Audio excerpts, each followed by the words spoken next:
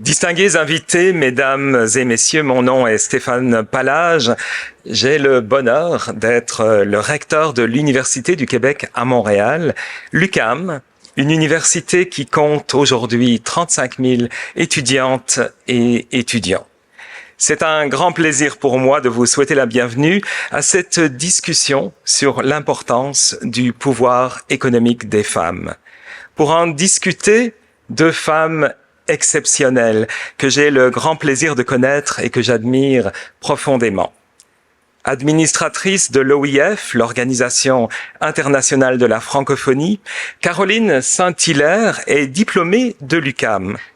Députée à la Chambre des communes du Canada pendant plus de 10 ans, porte-parole du Bloc québécois pendant ces années pour les dossiers de la condition féminine et des droits de la personne, mairesse ensuite de la ville de Longueuil, 5e plus grande ville du Québec pendant 8 ans. Elle ne craint absolument aucun défi. En mars 2023, elle rejoint le siège de l'OIF à Paris. En quelques mois, elle opère d'importantes réformes administratives. Elle recentre l'organisation sur sa mission, une mission dont elle dira qu'elle change des vies. Avec elle, cet après-midi, pour une discussion enlevante, l'honorable Lisa Frula, directrice générale honorable et flamboyante de l'ITHQ, l'Institut de tourisme et d'hôtellerie du Québec. Lisa a une longue carrière dans l'administration publique et l'engagement politique. Députée à l'Assemblée nationale du Québec pendant 10 ans et ministre de la Culture et des Communications du Québec, députée à la Chambre des communes du Canada pendant 5 ans et ministre fédéral du Développement social, puis ministre du Patrimoine canadien et responsable également de la condition féminine. Lisa et Caroline, en fait, défendaient chacune la condition féminine en même temps à Ottawa, l'une au gouvernement, l'autre dans l'opposition. Mais je suis persuadé, et je pense que vous l'êtes aussi, qu'elles ont été pendant ces années de grandes alliées pour la cause des femmes. Un mot sur l'Université du Québec à Montréal, mon université, celle que j'ai le privilège de diriger.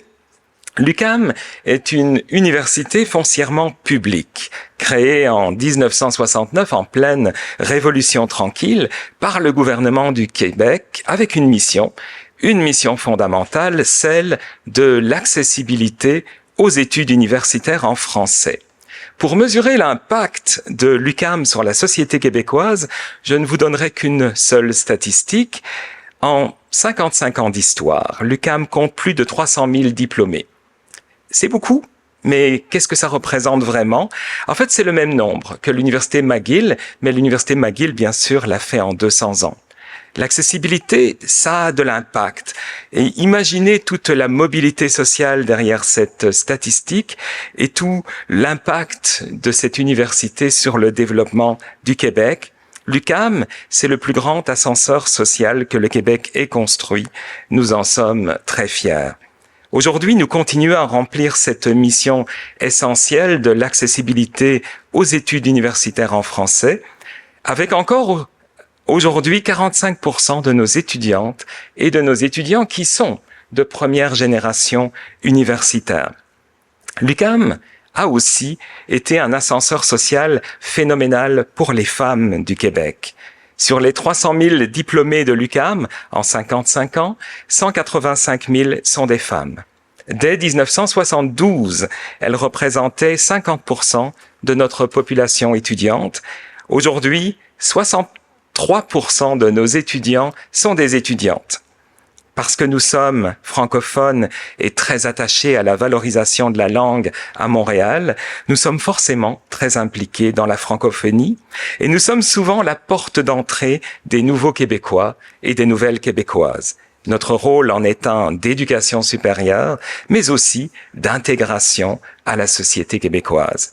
Mesdames, Messieurs, je suis un recteur, certes, mais je suis aussi un économiste avec une spécialité, l'économie du développement. J'ai beaucoup travaillé sur l'aide internationale. 30 années de recherche dans le domaine m'ont convaincu que la meilleure aide au développement, celle qui a un impact profond et durable, c'est l'éducation. C'est aussi l'avis de notre ministre des Finances, si vous avez bien écouté sa présentation tout à l'heure. C'est une aide qu'il est impossible de voler ou d'extorquer. L'éducation est un transfert en nature qui a l'immense pouvoir de changer des vies. L'UQAM en est un exemple formidable pour le Québec. Elle peut être un modèle pour d'autres pays de la francophonie. Je vais conclure ce discours et vous laisse avec Caroline Saint-Hilaire et Lisa Frula pour une discussion qui, je le sais, ne laissera personne dans cette salle indifférent. Merci. Merci. Merci, Stéphane. Caroline et moi, on fera pas semblant, évidemment, que on se connaît pas. Vous avez entendu Stéphane. On était à Ottawa ensemble. Et pire, ce qu'il a pas dit, c'est que son mari, Makakoto, était aussi mon critique, mais au patrimoine. Donc, j'avais le couple comme critique et ami, je dois dire, et ami. Et avec l'Institut de tourisme et d'hôtellerie du Québec, nous sommes associés à l'UQAM, mais spécifiquement à l'ESG depuis plus de 35 ans. Alors, ici, là, vous partagez avec nous notre famille. Mais aujourd'hui, je suis vraiment ravie de rencontrer Caroline, qui est maintenant administratrice de l'Organisation internationale de la francophonie, pour que Caroline nous présente une initiative formidable. Et cette initiative est vraiment dédiée à la promotion des femmes, à l'entrepreneuriat féminin.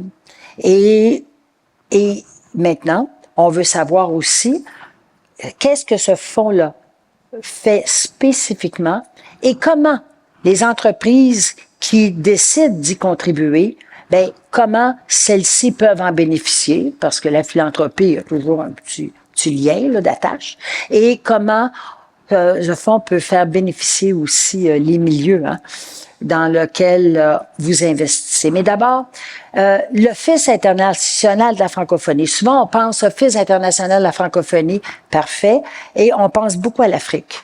Mais c'est pas ça. Alors, à toi, Caroline, d'abord, mets-nous la table sur l'Office international de la francophonie. Merci beaucoup, Lisa. Et avant de répondre à ta question précise sur ce qu'est l'OIF, l'Organisation internationale de la francophonie, je me permets de te remercier de prendre ce temps avec moi. Je remercie bien sûr les gens dans la salle. C'est un plaisir de te retrouver, Lisa, effectivement. Et je vais pas m'allonger, mais m'éparpiller sur nos bonnes années à Ottawa. Mais ça a été un plaisir d'être face à face et c'est encore plus agréable d'être à côté de toi aujourd'hui. Alors, c'est un réel bonheur. Et comme quoi, des fois, faire de la politique, on peut changer les choses et on peut surtout rester humaine. Et je pense que c'est ça qu'on peut te donner, Lisa. Tu as été extraordinaire. Stéphane l'a bien dit, pour la cause des femmes. La culture, ça, je pense que tout le monde te l'accorde.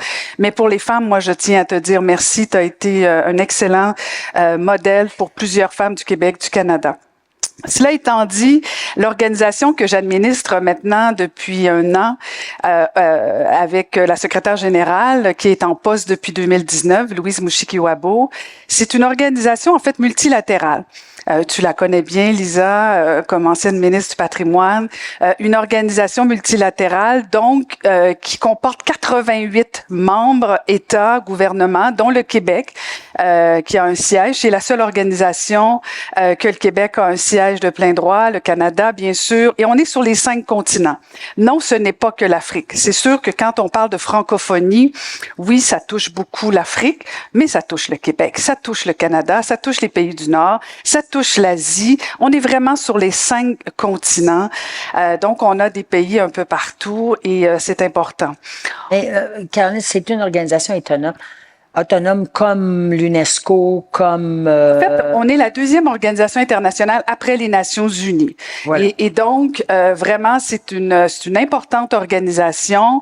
Et dans le fond, nous, on reçoit nos mandats. Nous sommes un secrétariat de tous les États qui, soit dans différentes instances, nous donnent des mandats. Par exemple, de faire davantage au niveau de l'éducation, de faire davantage au niveau de la promotion de la langue française, parce que essentiellement, ce qui unit les 88 88 pays qui sont membres, qui font le choix d'adhérer à l'organisation, c'est d'avoir bien sûr des valeurs de solidarité en commun, mais c'est à la base d'avoir aussi l'intérêt de la langue française, soit parce que on veut en faire la promotion, soit parce que, comme le Québec et le Canada, c'est une langue importante.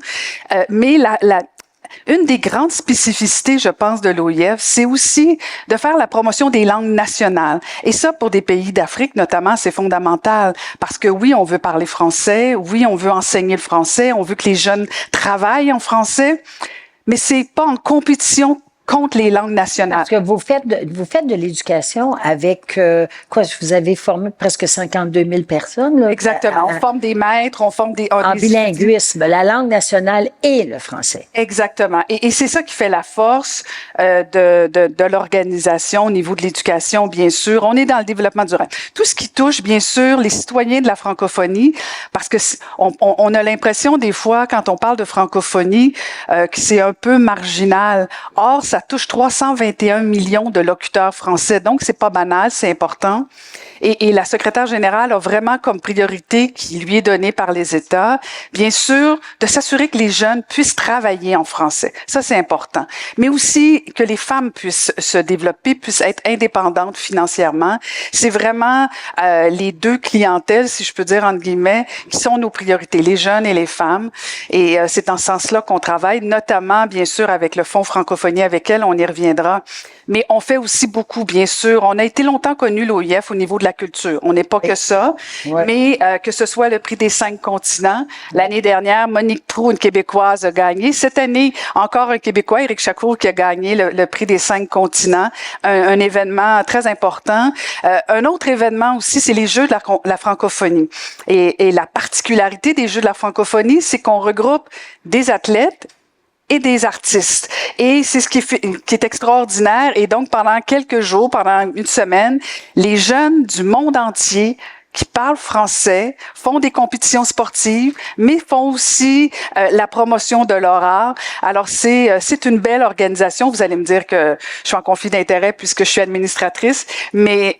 non, mais c'est vrai que c'est une belle organisation. C'est une belle organisation qui gagne à être connue, qui je pense, on doit à chaque fois parler des bons coups qu'on fait à l'organisation. Et je remercie vraiment ce forum de me permettre de parler de ce qu'on fait. Parce que depuis un an, moi, je vois au niveau, bien sûr, du siège qu'on a, au niveau des représentations, parce que l'OIF, ce n'est plus ce que c'était non plus. Nous sommes décentralisés. Ça a été la volonté de la secrétaire générale d'être plus proche de nos bénéficiaires. Plutôt que de tout décider à Paris, maintenant, on est sur le terrain, on va à la rencontre. Et moi, depuis la dernière année, vraiment, Lisa, je suis allée sur le terrain. Je suis allée voir, comme on dit chez nous, de mes propres yeux, ce qu'on fait. Et le Fonds francophonie avec elle est un fonds absolument extraordinaire. Et unique. On va parler de ce fonds-là. Oui. Parce que il a été mis sur pied par Louise Mushikiwabo. Faut dire que Madame Mushikiwabo, elle est rwandaise. Elle a étudié aux États-Unis aussi. Alors, elle a cet esprit d'entrepreneuriat qui, je dirais, change de d'autres secrétaires généraux qui étaient orientés vers d'autres, d'autres priorités. Elle a mis sur pied ce fonds-là. Je trouve ça formidable. La francophonie pour elle. Ça décrit exactement ce que vous faites. Maintenant, ce fonds-là, c'est pour promouvoir, je dirais, les femmes, l'entrepreneuriat des femmes, leur autonomie aussi. Alors, parle-nous-en un peu, là. Et tu as raison, Elisa. Ce fonds-là, en fait, la secrétaire générale, ce qu'elle a souhaité avec ce fonds, c'est répondre aux problématiques suite à la COVID-19. Hein. La pandémie a fait la démonstration que ce sont les femmes qui ont été les plus pénalisées. Et la secrétaire générale, avec la demande des États, on a demandé à la secrétaire générale, trouve-nous quelque chose pour... Donc, ce sont les États qui ont demandé. C'est toujours comme ça. Et c'est la secrétaire générale qui s'est dit, moi, je veux un projet qui va être concret. Parce que le défi, des fois, on a des bons projets, des bonnes idées, mais tu le sais très bien, on tombe dans la bureaucratie, puis finalement, il n'y a pas beaucoup d'argent qui va vraiment sur le terrain. Et ce que la secrétaire générale a voulu et a insisté, c'est que chaque euro que les États investissent dans ce fonds va directement au projet. Donc, ça a été mis sur pied dès la première année après la pandémie. Et on fait affaire avec la société civile. Alors, nous, on a un comité de gestion. Moi, je suis la présidente. C'est moi qui dirige le comité de gestion. On reçoit des centaines et des centaines de projets. Et avec la société civile, avec des experts, on détermine quels sont les projets qui vont être choisis en fonction, bien sûr, de l'indépendance des femmes qu'on veut leur donner, en fonction aussi, bien sûr, du potentiel que ça peut avoir, parce qu'on le sait, on parle souvent du fait que les femmes ont été pénalisées à cause de la pandémie, mais c'est aussi elles, particulièrement, on va dire en Afrique, mais c'est aussi vrai, Lisa, au Québec. Souvent, la femme, elle est la cellule centrale, le moteur de la famille. Une femme qui travaille, qui est indépendante, qui s'investit, c'est sa famille qui en bénéficie, c'est sa communauté qui en bénéficie. Et donc, c'est un peu ça qu'on a voulu avec le fonds, que la secrétaire générale, moi j'étais pas là à l'époque, a voulu avec ce fonds. C'est vraiment répondre à cette problématique d'accompagner des femmes. Elles ont des tonnes et des tonnes de bonnes idées. Mais des fois, ça prend un petit peu de moyens. Et Lisa, ce qui est phénoménal, avec 200 €, pas 200 000, 200 €, on change la vie d'une femme, d'une coopérative, et ça change la vie d'une communauté, et je dirais même d'un pays. Donne-moi des exemples. Des exemples. Écoute, je suis allée visiter, par exemple, au Cameroun, à Yaoundé, une coopérative, 20 femmes. On a donné à chacune des femmes 200 €. Et ces femmes ont acheté des poules pour faire la production de poules, et les poules ont grandi, ont vieilli, elles les ont vendues. Et avec l'argent, elles ont pu acheter des terres parce qu'il y a beaucoup... pour les femmes, c'est pas facile l'accès aux terres au niveau agricole. C'est souvent encore réservé à des hommes ou pas nécessairement aux femmes. Alors, ces femmes-là se sont mises en coopérative en vendant les poules, ont acheté des terres, ont commencé à faire du compost et ont fait toute une économie circulaire en créant leur compost. Ont pu vendre des poules davantage, ont pu acheter d'autres terres, faire des productions de manioc et elles sont rendues autonomes. Les femmes ont leur propre entreprise. Elles ont développé une économie forte, importante à Yaoundé. Alors ça, c'est un projet, mais il y en a plein comme ça au Burundi. Il y en a partout. Écoute, Lisa, la première année, moi, je regardais juste les chiffres parce que comme administratrice, moi, c'est les chiffres qui me parlent. Le cœur aussi, mais les chiffres me parlent. La première année, on a eu quelques centaines de projets. On avait à peu près 1 million d'euros de projets. Cette année, 5e édition, nous avons 1800 demandes de projets pour 123 millions d'euros de demandes. Moi, comme administratrice, je n'ai que 3 millions à donner pour ces projets. Alors, ça fait mal au cœur parce que il y a des initiatives, il y a des idées. Les femmes, vous savez que ça marche. Ça marche, ça fonctionne parce qu'en fait, nous, on accompagne les coopératives, les projets pendant 3 ans. Après, elles doivent devenir autonomes parce qu'on peut pas les financer jusqu'à la fin de leur jour. On les accompagne pour les 3 premières années et ça fonctionne. La plupart, pour pas dire 90% des femmes qui ont investi, qui ont participé à ces projets, deviennent indépendantes financièrement et deviennent par la suite, un peu comme toi, des mentors pour d'autres femmes. Et donc, ça fait un peu l'effet papillon, l'effet boule de neige, et c'est extraordinaire. Donc, oui, ça fonctionne. Et ma seule déception, ma seule tristesse, c'est de pas pouvoir répondre. On peut à chaque année, en moyenne, répondre à une 50aine de projets.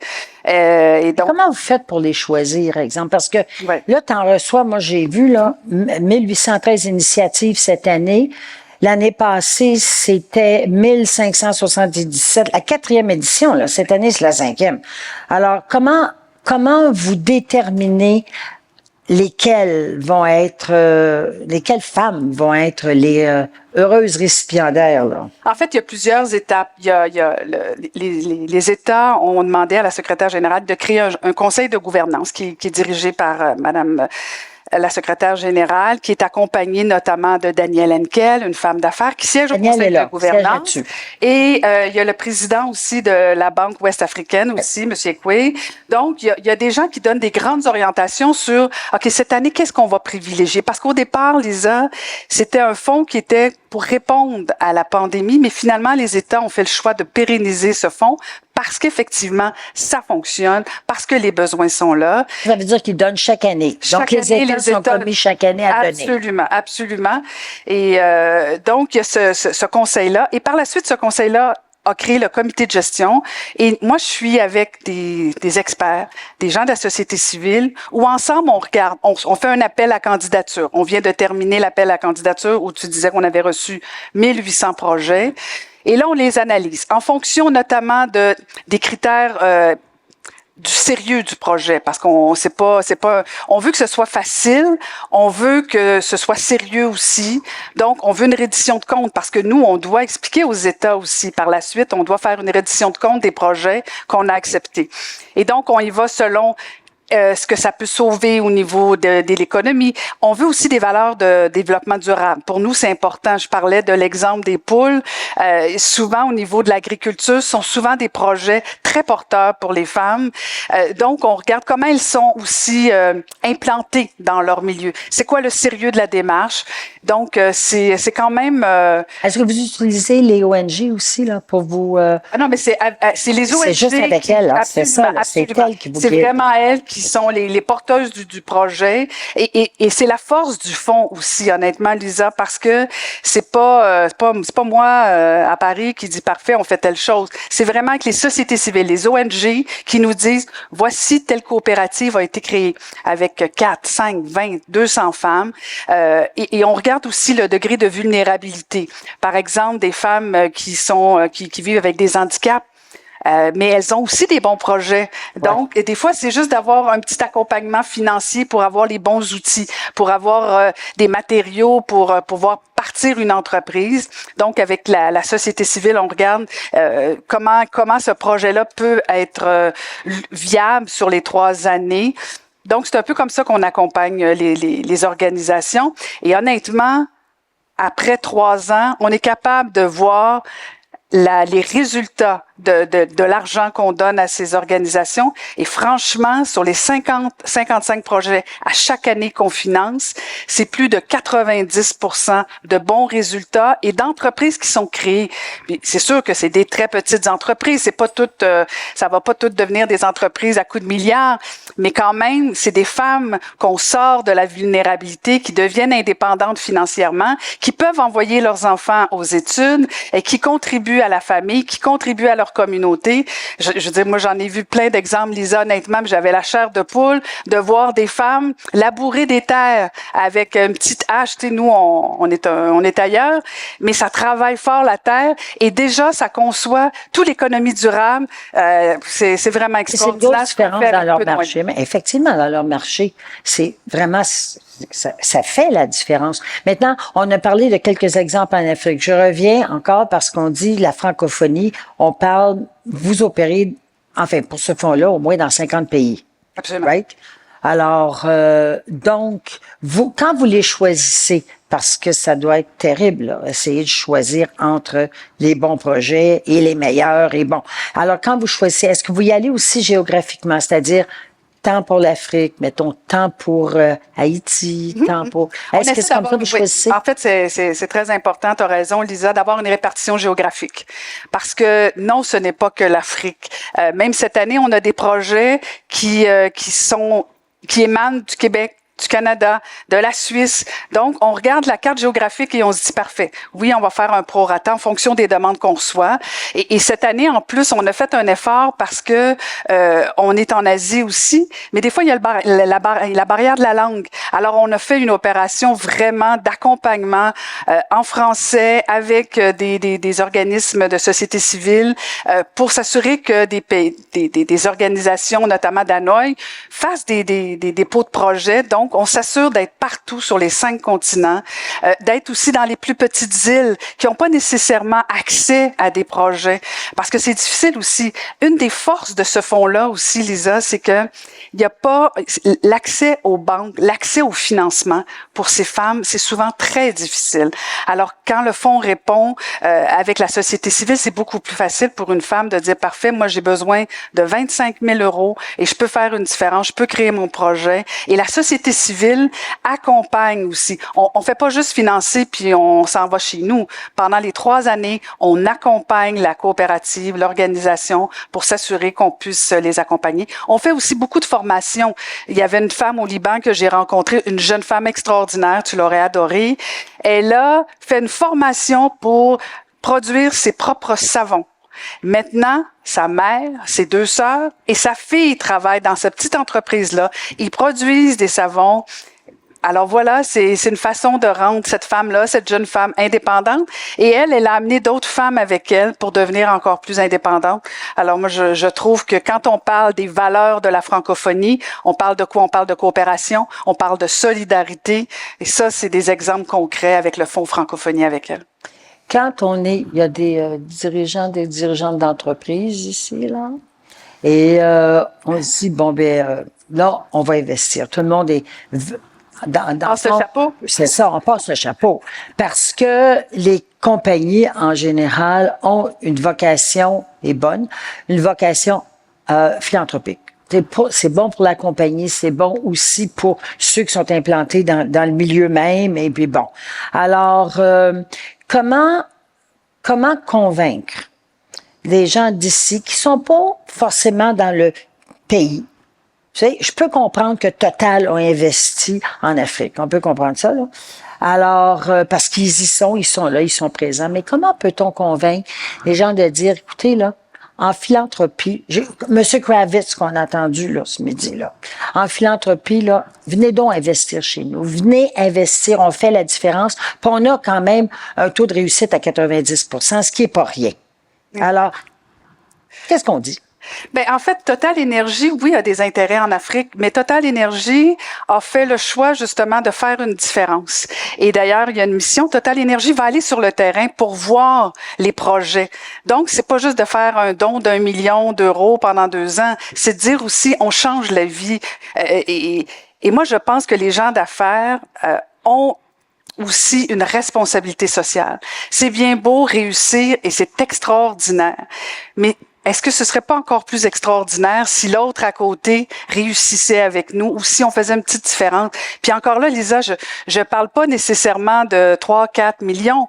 Je veux dire, il y a une entreprise à Brossard qui a fait un don de 10 000 $, la Boda, 10 000 $. C'est peut-être pas beaucoup pour une entreprise. Moi, je peux faire beaucoup. Je dis moi, pas moi personnellement, rassurez-vous. L'organisation peut faire beaucoup pour des entreprises avec des femmes à la tête, peut faire des différences, changer des vies.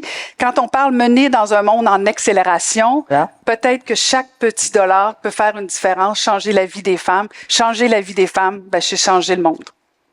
Caroline, merci.